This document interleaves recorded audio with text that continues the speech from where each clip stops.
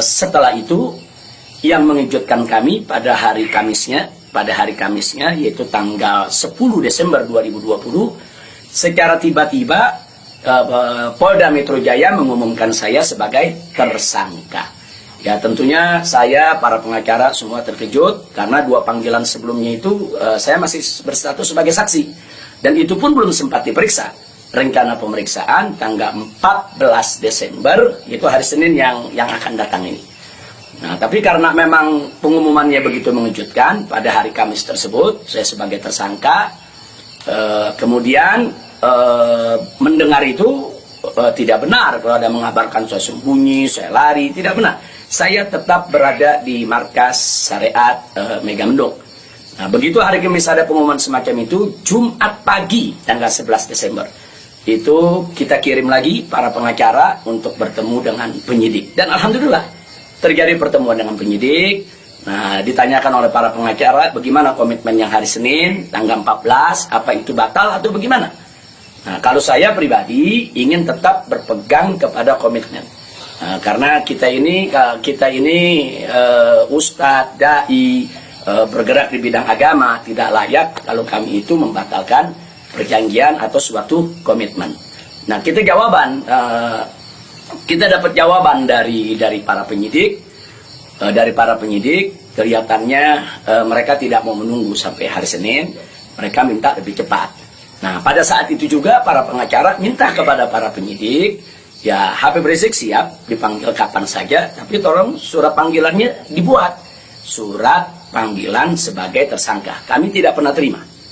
Tapi kelihatannya para penyidik agak keberatan untuk mengeluarkan surat tersebut. Akhirnya terjadi kesepakatan, kalau begitu cobalah bagaimana caranya supaya Habib bisa lebih cepatlah ke Polda Metro Jaya.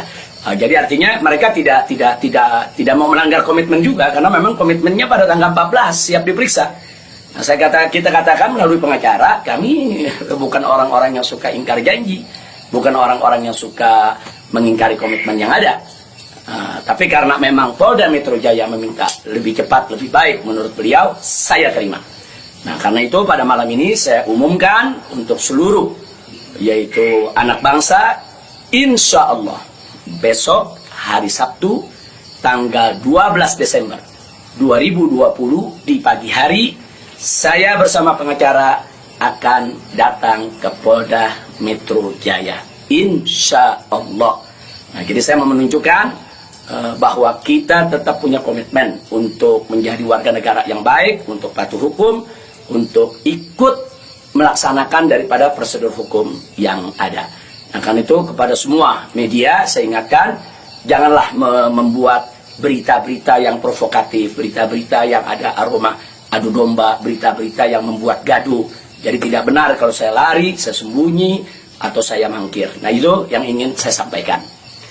Nah, selanjutnya saya ingin menyampaikan kepada Polda Metro Jaya agar tidak terjadi kerumunan, agar tidak mengambil perhatian daripada masyarakat, agar juga tidak ada pihak ketiga yang memanfaatkan yaitu momentum soal penjemputan saya ini sehingga bisa menimbulkan kegaduhan. Maka itu saya minta kepada Polda Metro Jaya tidak perlu untuk mengerahkan kekuatan secara berlebihan. Bahkan menurut saya tidak perlu ada penjemputan, tidak perlu ada pengerahan pasukan. Itu hanya akan mengeluarkan